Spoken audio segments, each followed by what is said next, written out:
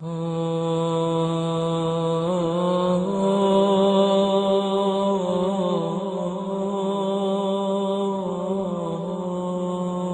billahi minash shaitanir rajim. Bismillahir rahmanir rahim. Alhamdulillah, salatu wassalamu ala rasulillah.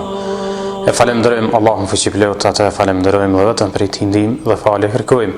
Dërsa salavatet tona dërgojmë pejgamberit ton Muhammed alayhis salam, paqja dhe mëshira e Allahut qoftë mbi të, mbi familjen e tij, mbi shokët e tij dhe mbi të gjithë ata që pasuan dhe pasojnë rrugën e tij deri në ditën e gjykimit. Sot do të flasim për një grua që me të vërtetë është e grua burrore, që është shembull i besimit të vërtet dhe shembull për të gjitha gratë tjera që të edukojnë fëmijët e tyre, të rrisin fëmijët e tyre ashtu siç Allahu don dhe ashtu siç Allahu është i kënaqur me ta.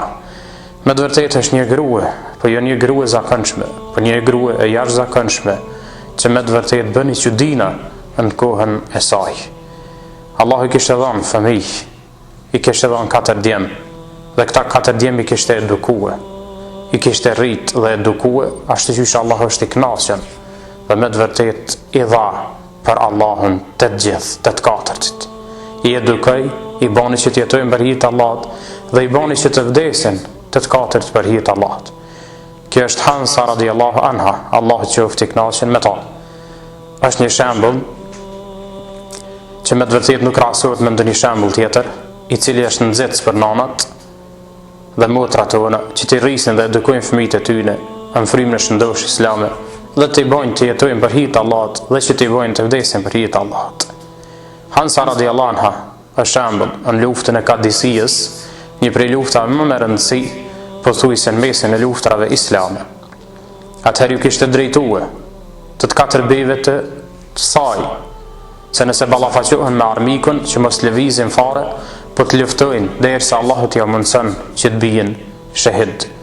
Atëherë ju thoshte fëmijëve vet, Islamin e keni pranuar me dëshirë dhe qefin e juaj, hijretin e keni bën bazë zgjedhjes suaj, ndërsa mos u largoni prej fushë betejës kur ballafaqoheni me armikun. Ndodhi lufta e Kadisijës, të 4 djemt i kishte përgatit Hansa në këtë luftë. Të 4 djemt e saj dolën në luftuan si trima, duke mos lëvizur fare për pozicioneve tyne, duke u ballafaquar me armikun e Allahut fuqiplot, derisa Allahu ja mundsoi që të bien të 4-tit shahid.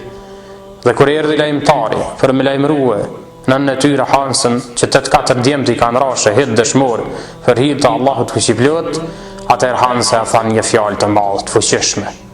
Tha falënderimi qoftë Allahut i cili më nderoi me marrën e 4 djemve të mi shahid dëshmor të kaj dhe e lusë Allahun fuqiplot që ditën e gjykimit të mbashkon mua me 4 djem të mi në hijen dhe mëshirën e Allahut fuqiplot.